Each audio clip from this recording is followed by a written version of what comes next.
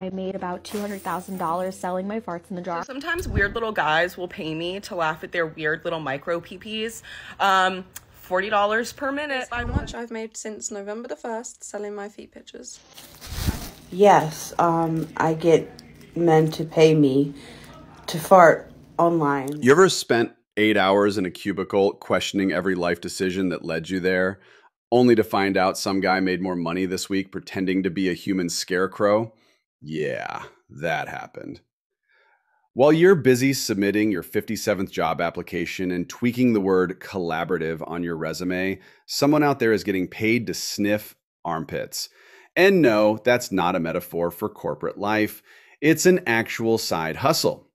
So today we're diving into the strangest, most bizarre, wait, is this even legal side hustles that people are doing right now? And yes, they're making real money, not vibes, not exposure, cash. And before you judge, just remember, if inflation keeps rising and your landlord starts charging you for breathing air, you might just be on Craigslist typing human statue gigs near me. Let's get weird. Sometimes weird little guys will pay me to laugh at their weird little micro PPs. $40 per minute, by the way, if anyone's interested. $40 a minute. Meanwhile, some of y'all out here writing 12-page cover letters for unpaid internships. Send me the money first, then send me a picture of your weird wiener, and I will laugh at it, and I will send you the video. And here's the business model, folks. They send her a photo of their Vienna sausage surprise, and she responds with a video of herself laughing like she just saw someone slip on a banana peel. So basically, DoorDash, but for regrets. It's personal, it's humiliating, and apparently, it's also profitable. I bet she also offers custom laugh styles. The soft giggle, the evil cackle, and my favorite, the I can't breathe wheeze. I'm kind of the plug for this right now. Okay, tap in. Tap in if you want to get laughed at in 1 minute increments for $40 per minute. Anyways, though, one of my weird little micro guys, today he had a special request that I just wasn't comfortable with. Mind you, this is the only thing in this realm of things that I do, because I'm like, hell yes, I will laugh at you. Like, this is my calling. No, he was literally like, I want you to talk about how I could never compare to a black man. And I was like, So we're just skipping therapy now? My man said, tell me I'll never be him. Sir, are you paying for a humiliation or a history lesson? Way to make it weird, bro. This is already very weird. But instead of doing that, I was like, do you think I've never been with a white guy before? You can't compare to anyone. Ever. Like, this is... Stop. I can't be laughing for free. But no, I just went on and on about how, like, you can't compare to anyone ever unless the competition is who's littlest. And I feel really good about that. Listen, I gave this man a whole new outlook on the world today.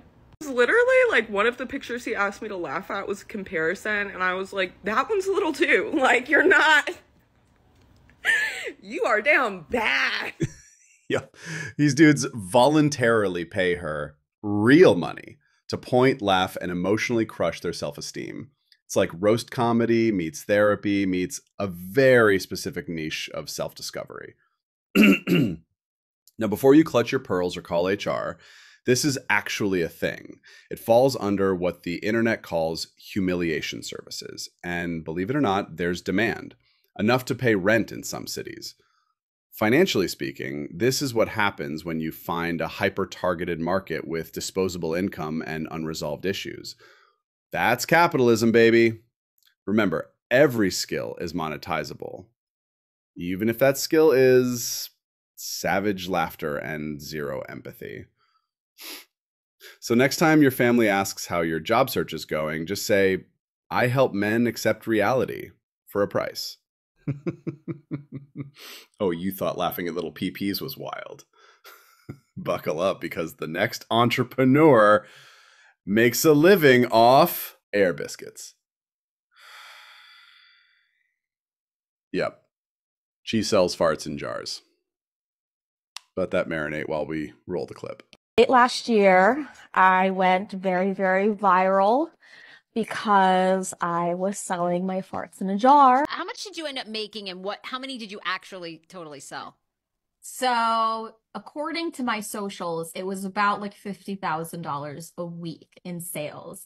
And like, I'll be honest, I sold a lot of fart jars. So apparently the secret to financial success isn't in stocks or real estate or starting a YouTube channel. It's beans, a good seal, and just a little bit of boldness. She literally traps her, let's call it personality air, into mason jars, labels them like fine perfume, and ships them off to strangers with questionable hobbies. She said it started as a joke, but the joke didn't stop, because the orders kept coming. And so did the gas. At one point, she was charging anywhere between $100 to $500 per jar. You could either buy a PlayStation or a limited edition whiff of homemade regret. And people chose the regret. Now, this is what economists would politely call a niche market. Personally, I call it weaponized digestion. But hey, at least it's organic. And while you're out here selling Canva templates or flipping vintage t-shirts, she's monetizing Taco Tuesday. This isn't side hustle culture, it's the Wild West with shipping labels. Someone even left a review that said, and I quote, "It smelled authentic, would recommend with caution." I don't know what's more disturbing, the fact that they bought it or the fact that they developed a ranking system. But listen, no judgment. She found her market, met a demand, and built a product that literally moves air. That's more than most startups can say. So next time someone tells you your idea is dumb, just remember, somebody turned their digestive issues into a luxury item. And they probably have better credit than you. Capitalism, baby. It stinks, but sometimes in a good way. And just when you thought it couldn't get any lower, we go straight to the floor. Because this next hustle, oh, it's totally profitable. That's right, people are out here selling pictures of their feet for cash. And apparently the toes are towing the line between broke and bougie. Here's how much I've made since November the 1st selling my feet pictures. I have sold a lot this month, within like the last 7 days. You know it's a wild economy when someone says, in a good week, and they're talking about toe revenue. And this has taken me less than an hour of time a day, maybe 30 minutes. I have made £639 in the last 7 days just selling my feet pictures. That includes videos and video calls as well, but it is strictly my feet. I don't even show my face in content. 300K. What do you do for a living? I sell pictures on my feet. And you're making 300K. How much do you make a month? 30K a month on a good month. 30,000 a month from feet? I'm about to go moisturize and open and only toes. It sounds wild, but it's real. On TikTok, more and more people, mostly women, are talking about how they're turning their toes into income. Some say they're doing it casually just for a little extra on the side. Others, they're making it their full-time job. One girl shared that she sold a bunch of foot pics that month, like it wasn't just a side hustle anymore, it was her main gig.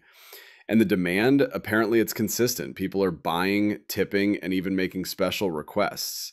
Then you've got others saying they make up to $30,000 a month from feet. Yes, you heard that right. $30,000 every month from posting pictures of their toes online. The craziest part, there's nothing explicit about it. No faces, no risky poses, just clean, well-lit shots of feet in cute socks, high heels, bubbles, or on weird furniture that makes no sense but somehow still sells. There's a whole foot economy out here. It's niche, it's profitable, and it's only growing.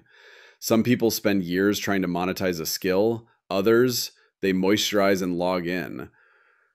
And look, you might not get it, you might even judge it, but when the rent's due and the algorithm is algorithming, you start to understand why people are choosing this over minimum wage and burnout.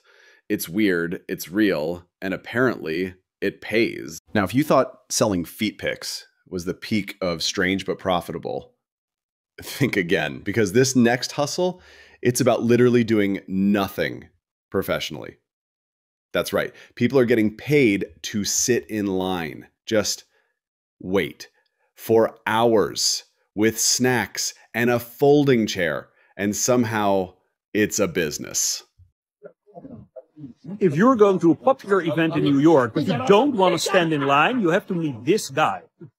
Hey everybody, this is Robert. I am a professional line sitter. I have a company called Samo Line Dudes where we wait in any long line in New York City. I've been in business 10 years.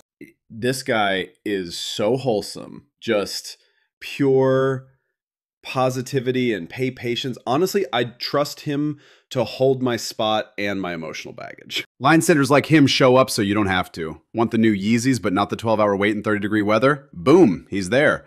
Need a wristband for a pop-up event but you're still at work? No worries, he'll get it while sipping juice and listening to a podcast. He's not just sitting, he's securing access to hype. The pricing? Totally depends. The longer the line, the higher the fee. Bad weather? That's extra. Rain surcharge is real. Think of it like Uber, but you're paying someone to be bored on your behalf.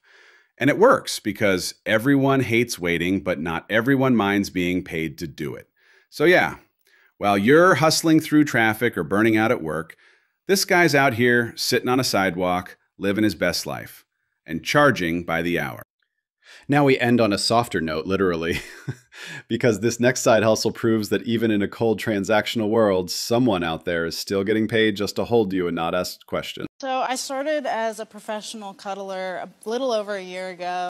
So you want to know if cuddle therapy is for the touch-starved. And if you don't know and are new here, my name's Keely. I'm a cuddle therapist. Cuddle therapist. Doesn't it sound like something your toxic ex needed but never booked? And yes, and no, it is for lots of different people, but I'm not going to give a list of all of the people that this is for, like single mothers or caregivers of any kind, or people going through grief or loss, or neurodivergent folks, or folks who are just workaholics or working on their career or working on schooling, and so they need additional connections, or people who have moved to a new place, or people who are working on relationship skills. I'm not going to go through a whole list of people who this work works for. These cuddle pros often have profiles online like freelancers for physical comfort. Clients book sessions by the hour and the boundaries are made crystal clear. No funny business, no crossing the line, and absolutely no expectations beyond a safe, supportive space. Some even specialize in certain styles, shoulder cuddles, lap pillows, or the classic back-to-back recharge position. It's like choosing your cuddle experience from a massage menu. The rates, they vary. Anywhere from $60 to $150 per hour. And yes, people are paying it. In a world where loneliness is rising and human connection feels like a luxury, cuddling has quietly become a therapeutic service for people who just want to feel safe for a moment. And for some, it's more effective than talking to a therapist. Because sometimes you just need to be held, not analyzed. So while it might sound strange at first, this is one of those hustles that reminds you everyone's just looking for comfort. And if someone can provide it respectfully and professionally, there's a market for it. It's soft, it's slow, and apparently it pays. What I'm going to do is talk about touch deprivation. I'm going to talk about skin hunger. These are very real things and they exist, and I screen for them in my consultation calls. Because if you are someone who is experiencing touch deprivation or skin hunger, your system, your nervous system and your body might not be able to even handle a cuddle session that involves a lot of touch. What can happen is that it can overwhelm your system. It can overload your system. If your system has gone so long without any touch, the mere presence of it can send you into hypoarousal. It can send you into, that means that you're too stimulated and it's going, you're too stimulated is a good maybe summation of that. And so what we have to do when someone is experiencing touch deprivation or skin hunger is we have to go much slower, but that is hard. Imagine if you're in a desert and you've been in a desert for a very long time, all you want is a glass of water. But imagine the only thing around once you come upon water is a swimming pool. Someone who's been in the desert will have a harder time having an internal off switch or internal regulation and might try to drink that entire swimming pool, even if it drowns them, right? And so the point is we actually have to go slower because your body could have more intense reactions. And I limit, for a first session, I limit the number of hours we can do. We can only do about an hour and a half to 2 hours if someone is experiencing touch deprivation or skin hunger, because the after effects of a cuddle session, if you don't know what I'm talking about, go look at my cuddle drop video. The after effects of it can also be extreme.